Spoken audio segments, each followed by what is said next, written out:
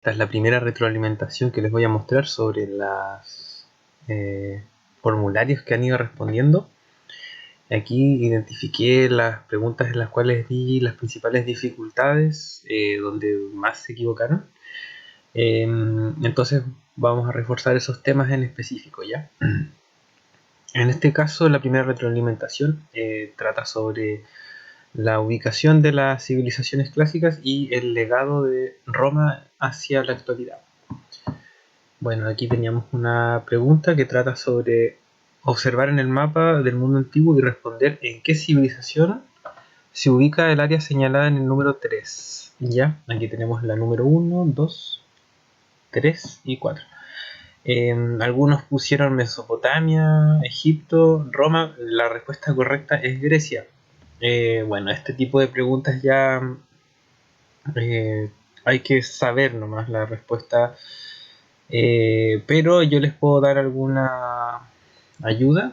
En ese sentido, se pueden identificar ciertas formas geográficas reconocibles en los mapas, sobre todo en el área del mar Mediterráneo, que tiene una geografía muy particular. Muchas penínsulas, muchas islas, que tienen formas que se pueden reconocer visualmente.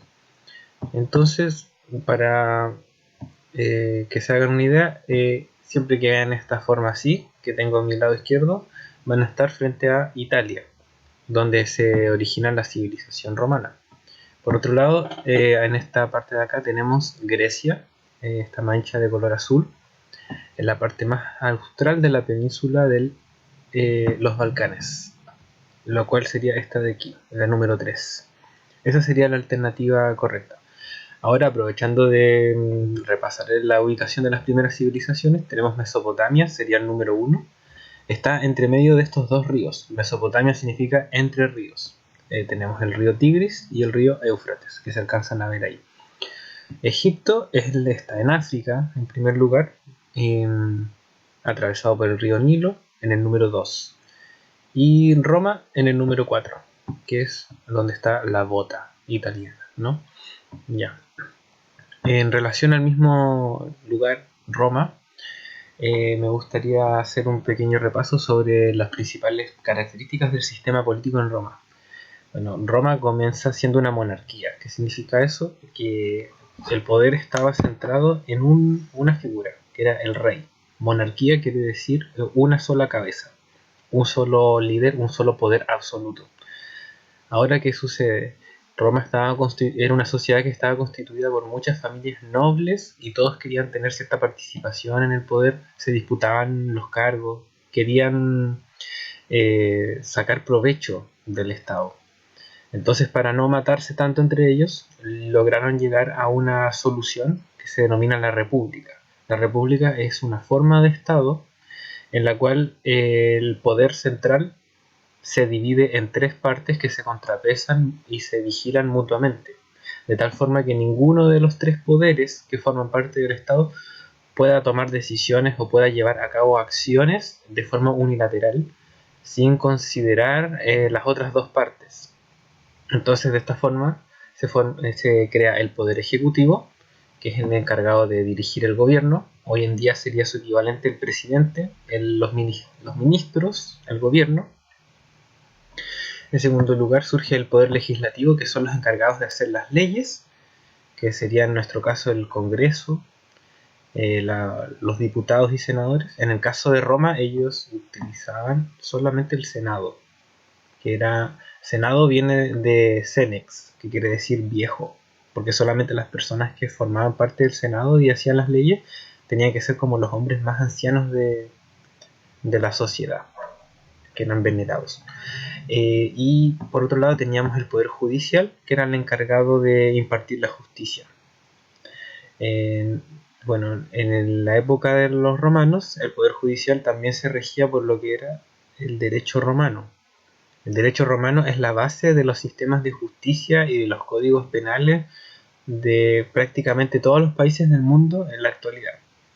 Para los romanos eran más que nada las costumbres mismas que ellos siempre tuvieron, sus códigos de comportamiento, hechos de forma escrita para ser aplicados en el futuro. Y bueno, eso se legó hasta la actualidad, porque nuestra sociedad se basa mucho en el Imperio Romano. Bueno, estos tres poderes son los que constituyen la República. Ahora una pregunta relacionada a este tema dice, la número 3 del formulario de la antigüedad. Uno de los principales legados de Roma es el sistema político denominado república. En la actualidad la mayoría de los países occidentales poseen formas republicanas de gobierno. Entre las características de los sistemas republicanos se puede afirmar que la primera dice, las leyes son creadas por los ciudadanos. Eso no es así. Sucedía en Grecia, donde había una democracia directa. Pero en una república las leyes no son creadas por los ciudadanos, sino que son creadas por los legisladores, que son electos por los ciudadanos. La segunda dice, la sociedad se organiza de forma estamental.